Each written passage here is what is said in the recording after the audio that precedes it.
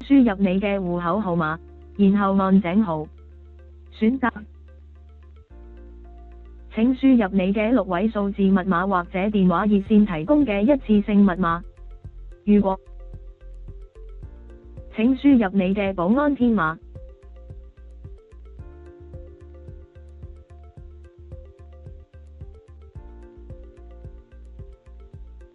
請選擇服務。捆綁貨物按1字。取消你有兩部登記車輛。ZA1001 按1字。ZA1002 按2字。請輸入海關貨物編號，完成輸入請按井號，回到主目錄按星號。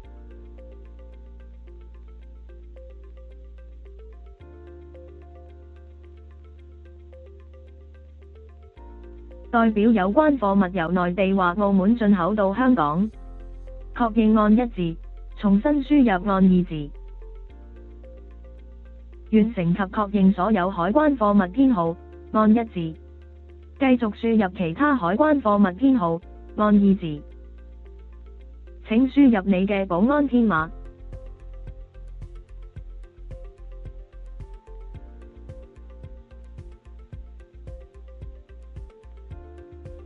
請選擇預計過關口岸。沙頭角按1字。文錦渡按2字。落馬洲按3字。確認捆綁按1字，取消按3字。請稍等，系統正在處理你嘅捆綁指令。根據進出口條例，司機必須遵守海關清關站裝設的視像顯示器所傳達嘅指令，以完成清關手續。任何司機如未有遵守有關指令，即屬違法，會被檢控。曾有司機因未有遵守指令而被法庭判處即時監禁。捆綁動作完成。在此單一捆綁編號下，你總共有1個海關貨物編號。你最快可於2026年3月2日上午10時35分過關。過關時請留意海關顯示屏之指示。